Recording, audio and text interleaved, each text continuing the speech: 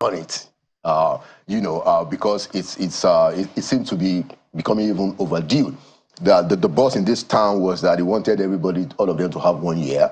And most of them took over sometimes in August. And in August it was already 1 year. Now September is gone. So I would have thought that you should have just done it because of the two things: the severity of the problems you are dealing with and the urgency. But hey, it's okay that he has said that. Look, you guys. What are you guys doing? I mean, it's even interesting that the president is saying that you guys are not talking about what is happening. That is an indictment on the ministers. How can you be a minister, a federal minister in this country, and people don't know what you are doing? I mean, if you go through the list, we have about almost 40. How many of them can you remember at the top of your finger that say that, immediately you can say that, okay, that guy? Very few. Before you tell us why that might be the case, right. I understand that some of them actually don't have any capex, no capital expenditure to some offices.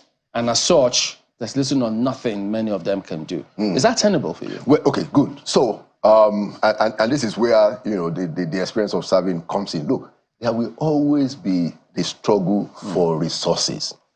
Always. And I remember quite a number of meetings where, our principals will say to guys when they complain and say that, we don't have enough money. Look, you have to be innovative.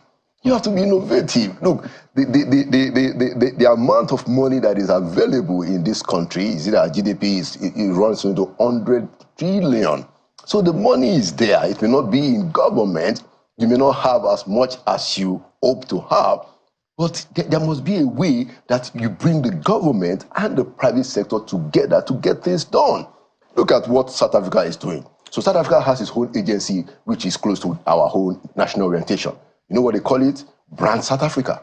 That's what they call it. And it is being heavily funded by the private sector. If you look at their budgets, one of my guests yesterday at Inside Sources said to me that, look, the budget of Brand South Africa is at times is even close to that of another country. And that is possible because they don't depend only on the government resources. They also depend on private sector funding.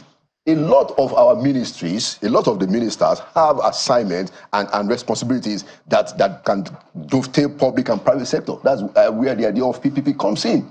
So people should be more creative. And this is the point. The president also should understand that Nigeria is at a situation where you don't pick people who are ministers who are trying to just figure out things.